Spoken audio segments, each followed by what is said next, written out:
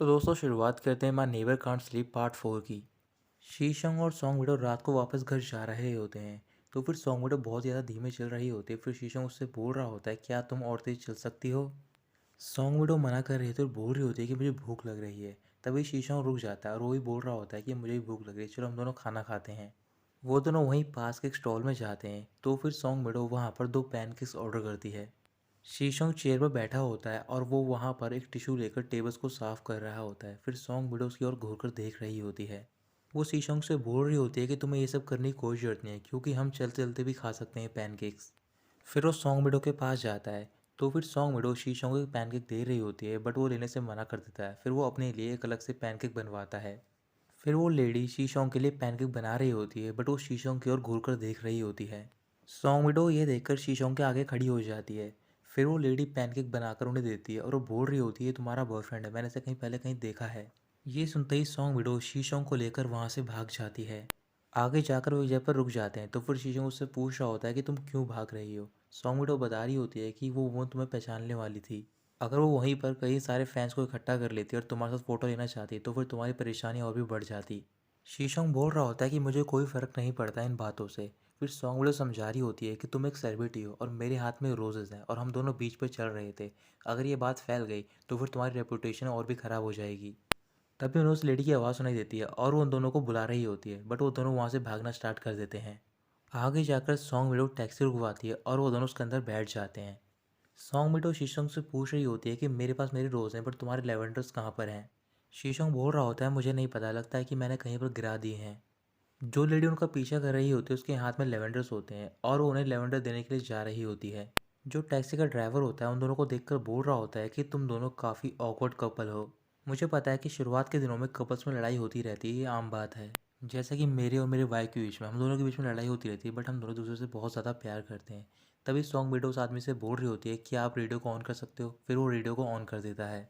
जैसे वो रेडियो को ऑन करता है तो फिर उस पर एक न्यूज़ बताई जा रही होती है। उस न्यूज़ में बोला जा रहा होता है कि आज से 3 महीने बाद एक कंपटीशन होने वाला है जिसका नाम है हॉस्टर कंपटीशन। ये कंपटीशन हर 4 साल में एक बार होता है और कहा जा रहा है कि इस कंपटीशन में पियानो प्रिंस, जो कि क्वीन सिटी में रहता है, शीशोंग भी पार्टिसिपेट करने वाला है। फिर जो टैक्सी का ड्राइवर होता है वो शीशोंग की ओर देख रहा होता है। तभी सॉन्ग विडो उसके करीब जाती है और उसे अपनी कैप पहना देती है। कुछ देर बाद वो अपने घर पे पहुंच जाते हैं। तो फिर सॉन्ग विडो पैसे दे रही होती है। फिर वो देख रही होती है शीशों की ओर और वो वहीं पर सो जाता है। सॉन्ग विडो उसे जगा रही होती है, बट उसका नाम नहीं लेती ताकि वो कैब ड्राइवर से ना पहचाने, और वो उसे बोल रही होती है मिस्टर शी।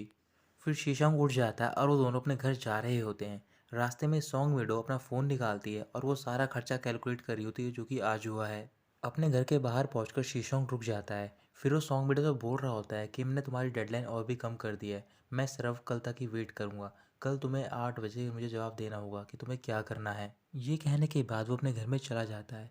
फिर सॉन्ग विडो भी अपने घर में होती है और वो सोच रही होती है कि वो क्या करेगी अब।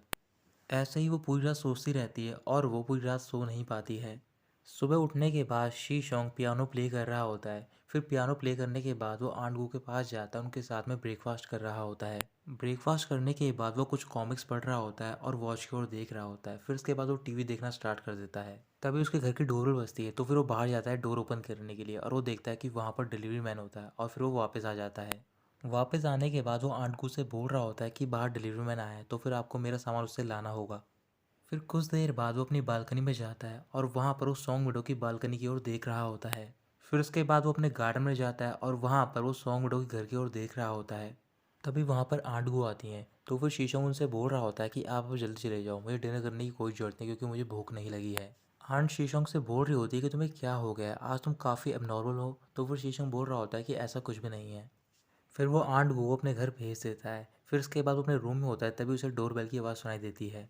जब वो डोर ओपन करता है तो फिर वहाँ पर सॉन्ग विडो होती है और वो उसे एक बॉक्स दे रही होती है। जब वो बॉक्स को ओपन करता है तो फिर उसके अंदर एक ग्लास होता है। सॉन्ग विडो बोल रही होती है कि ये ग्लास पूरे वर्ल्ड में यूनिक है और ये सिर्फ एक ही है, क्योंकि इसे मैंने बनाया है और इस पर मैंने तुम्हारे लिए कुछ लिखा भी है और उसकी कीमत सिर्फ है 50,000 युआन। शीश सॉन्ग वो बॉक्स क्लोज करता है और उससे बोल रहा होता है कि रात को 10:30 बजे तुम पहुँच जाना अपना ब्लैंकेट और पिलो लेकर। सॉन्ग विडो हाँ बोलती है और वो अपने घर चली जाती है। रात को सॉन्ग विडो अपने बाथरूम में होती है और वहाँ पर वो नहा रही होती है।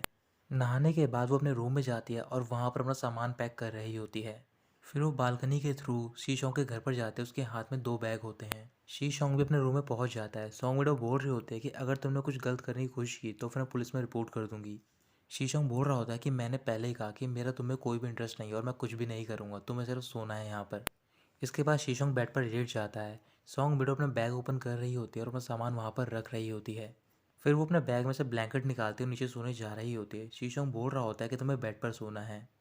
फिर वो उसकी बात मान जाती है और बेड पर लेट जाती है। शीशोंग बोल रहा होता है कि जो भी तुमने सामान यहाँ पर फैलाया है, कल सुबह तक ये सब साफ हो जाना चाहिए और तुम कल सुबह रूम से बाहर मत निकलना। और एक बात याद रखो कि तुम यहाँ पर गेस्ट की तरह नहीं आई हो, बल्कि यहाँ पर सोने के लिए आई हो सिर्फ। सॉन्ग विडो पूछ रही होती है कि आंट कितने बजे तक आती है, क्योंकि मुझे उनके आने से पहले यहाँ जाना होगा। शीशोंग बोल रहा होता है कि वो 7 बजे आती है, इस वजह से तुम्हें 7 बजे से पहले उठना होगा। कुछ देर बाद सॉन्ग विडो मुस्कुरा रही होती है और बोल रही होती है कि एक ना एक दिन मैं तुम्हारा सीक्रेट जान के रहूँगी, क्योंकि तुम मेरे नोवेल के मेन लीड हो और जैसे ही मैं तुम्हारे बारे में कुछ भी लिखूंगी नोवेल में, मेरी नोवेल सोल्ड आउट हो जाएगी और मैं काफ़ी फेमस भी हो जाऊंगी। इसके बाद वो दोनों सो जाते हैं। अगले दिन सुबह 9 बज गए होते हैं, बट अभी तक सॉन्ग विडो नहीं उठी होती। जैसे ही वो अपनी आंखें खोलते हैं, उसके आगे शीशोंग होता है। तो फिर उससे पूछ रही होती है कि तूने मुझे क्यों नहीं जगाया। शीशोंग उसे बता रहा होता है कि मैंने आंट को कॉल कर दिया है, वो अब दोपहर में आएंगी। फिर सॉन्ग विडो अपना बैग लेती है और शीशोंग से बोल रही होती है कि जो तुम चाहते थे मैंने वो कर दिया है, इस वजह से हम दोनों के बीच में कुछ भी नहीं रहा है। शीशोंग बोल रहा होता है कि जब तक तुम चाहो तुम यहाँ पर आ सकती हो रात को सोने के लिए।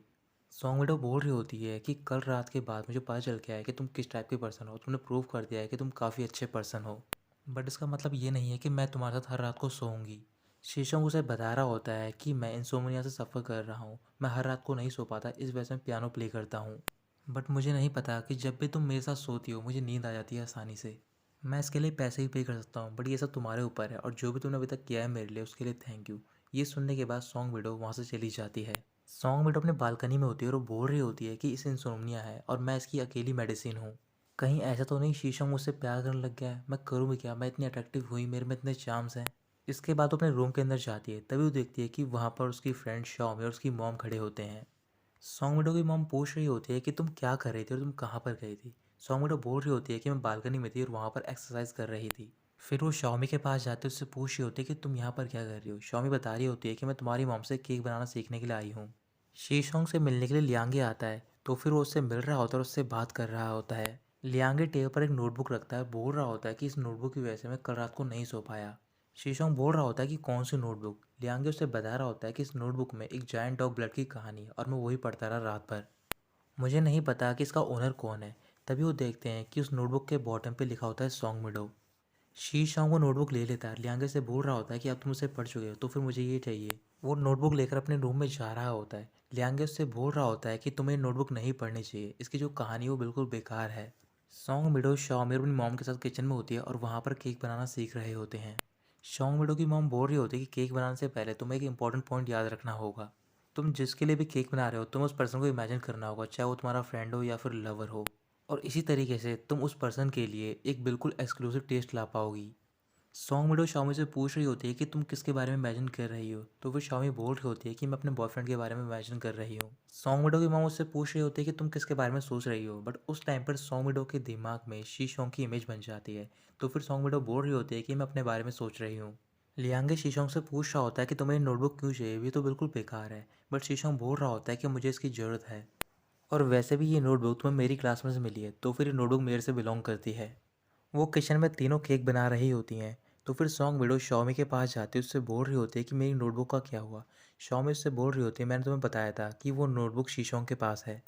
सॉन्ग विडो उससे बोल रही होती है कि उसके पास नहीं है नोटबुक। फिर शॉमी पूछ रही होती है कि तुम्हें कैसे पता। सॉन्ग विडो हंसने लग जाती है और बोल रही होती है मैं तो सिर्फ गैस कर रही हूँ।